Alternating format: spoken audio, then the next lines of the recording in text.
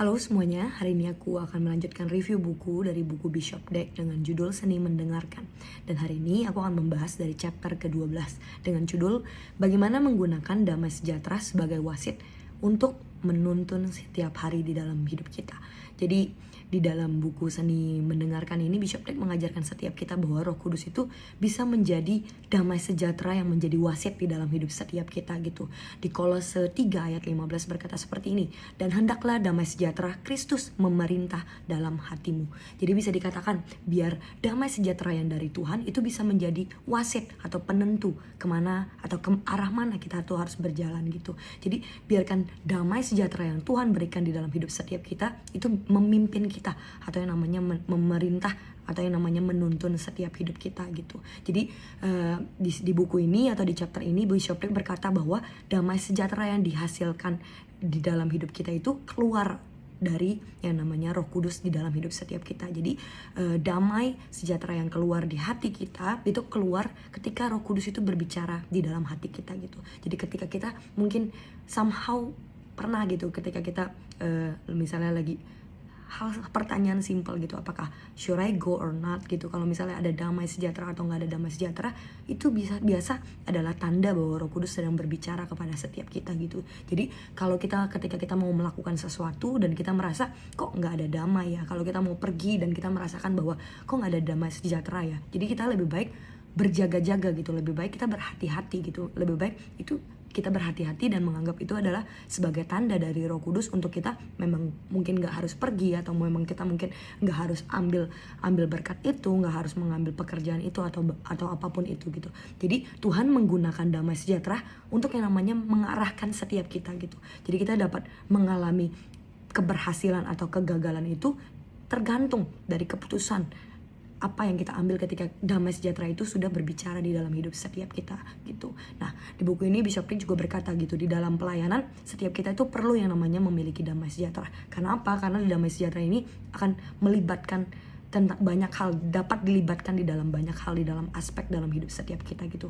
Kadangkala memang nggak ada damai, nggak ada alasan untuk kita tiba-tiba merasa damai gitu. Padahal hari itu mungkin nggak ada yang memberikan kita hadiah, mungkin nggak ada something special happen, tapi kita damai di situ. Bisa dikatakan bahwa Roh Kudus sedang berbicara gitu di dalam hidup setiap kita gitu. Jadi nggak harus ada sesuatu atau terjadi sesuatu terlebih dahulu agar damai itu datang, tapi memang sometimes Roh Kudus bisa berbicara seperti itu gitu. Jadi di Alkitab pun berkata bahwa disebutnya adalah damai sejahtera yang melampaui akal sehat gitu, melampaui akal. Jadi nggak perlu something yang terjadi dan kita berpikir bahwa itu Roh Kudus gitu. Somehow ada tanda-tandanya apakah itu memang Roh Kudus atau bukan gitu. Jadi kalau kita one day sedang mau mendesain sesuatu dan kita merasa gak ada damai sejahtera, mungkin itu adalah tanda yang harus kita percaya gitu, bahwa itu memang bukan dari Roh Kudus atau bukan sesuatu yang dari Tuhan gitu. Nah, aku akan lanjut ke chapter ke-13. Di chapter ke-13 ini bagaimana membedakan ketika Roh Kudus berbicara dengan cara yang berbeda-beda. Dari chapter-chapter sebelumnya kita belajar bagaimana Roh Kudus itu berbicara gitu. Nah, kali ini Roh Kudus itu dapat berbicara kepada jiwa atau pikiran setiap kita gitu. Jadi Roh Kudus itu dapat berbicara kepada hati kita dengan memunculkan pemikiran-pemikiran di dalam hati setiap kita gitu. Di Yohanes 14 ayat 26 berkata seperti ini, tetapi penghibur yaitu Roh Kudus yang diutus oleh Bapa dalam namaku, dialah yang mengajarkan segala sesuatu kepadamu dan akan mengingatkan kamu akan semua yang kukatakan kepadamu.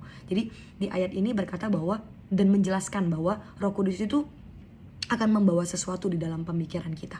Jadi kalau sometimes gitu, atau tiba-tiba kita bisa pop up sebuah pemikiran atau yang namanya ide atau diingatkan sesuatu, mungkin itu adalah cara Tuhan atau cara Roh Kudus untuk mengingatkan setiap kita gitu. Jadi kita harus belajar juga untuk membedakan pemikiran-pemikiran yang dari pertimbangan kita, pertimbangan manusia yang memang kita lagi tanda kutip overthinking, atau itu dari Roh Kudus gitu. Jadi ada juga gitu pemikiran-pemikiran yang memang bukan dari setiap kita. Nah, caranya gimana sih buat setiap kita tuh tahu bahwa ini adalah suara Roh Kudus? Buat kita tuh mengerti ini adalah suara Roh Kudus, ini adalah suara pemikiran kita sendiri, atau ini adalah suara si jahat. Caranya adalah dari pengalaman.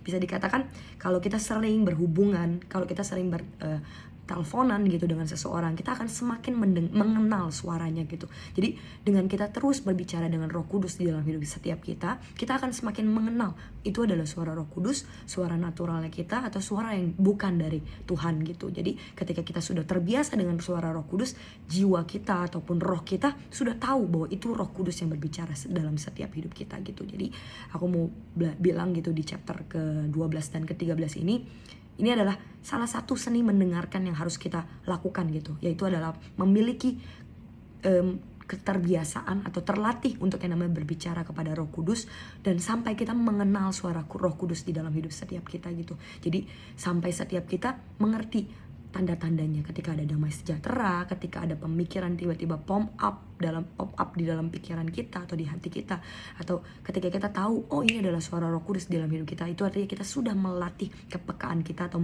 mendengarkan kita kepada setiap Roh Kudus yang ada di dalam hidup setiap kita. Jadi I hope dari video ini setiap kita bisa terus yang namanya melatih diri kita untuk mendengarkan. Mungkin itu bukan sesuatu hal yang mudah, karena ya balik lagi, itu bukan Roh Kudus bukan sesuatu yang terlihat, tapi aku percaya dengan iman, percaya walaupun tidak melihat, itu bisa yang namanya dilatih, dan setiap kita bisa yang namanya memiliki kepekaan, memiliki yang namanya bisa yang namanya mengikuti seni mendengarkan itu gitu. Jadi I hope dari video ini setiap teman-teman bisa belajar untuk yang namanya mendengar suara Roh Kudus lebih kuat daripada suara jiwa kita, daripada suara yang bukan dari Tuhan. Thank you buat teman-teman yang sudah nonton video ini. God bless.